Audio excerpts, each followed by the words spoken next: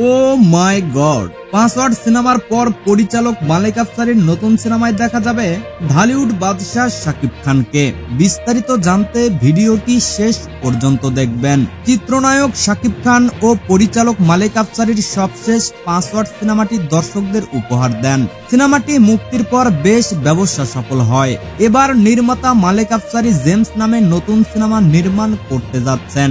এ সিনেমায় শাকিব খান অভিনয় করবেন বলে শোনা যাচ্ছে। সিনেমাটি আগামী বছর ঈদুল ফিতরের জন্য নির্মাণ করার কথা রয়েছে মালেক আফসারীর। এরই মধ্যে বিষয়টি চূড়ান্ত হয়েছে। সিনেমাটি প্রযোজনা করেছেন মুশফিকুর রহমান মঞ্জু। চিত্রনাট্য লিখেছেন চিত্রনাট্যকার আব্দুল্লাহ জহির বাবু। সিনেমা সংশ্লিষ্ট একাধিক ব্যক্তি বিষয়টি জাগো নিউজকে নিশ্চিত করেন। পরিচালক এরই মধ্যে মৌখিকভাবে চুক্তিবদ্ধ হয়েছেন। যিনি নায়ক হচ্ছেন তার সঙ্গে মৌখিকভাবে সবকিছু চূড়ান্ত হয়েছে।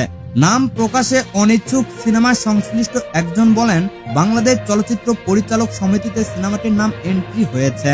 এখন প্রি প্রোডাকশনের কাজ চলছে। শিগগির বিষয়টি সবাইকে জানানো হবে।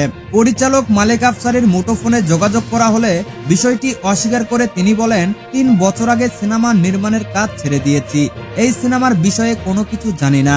নতুন সিনেমার বিষয়টি জানতে শাকিব খানের মুঠোফোনে যোগাযোগ করার চেষ্টা করা হলে তার ফোন বন্ধ পাওয়া যায়। তাহলে প্রিয় দর্শক, মাস্টার মেকার পরিচালক মালেক আফসারীর সিনেমায় সুপারস্টার শাকিব খান কাজ করলে আপনাদের কেমন লাগবে জানাতে পারেন নিচের কমেন্ট বক্সে।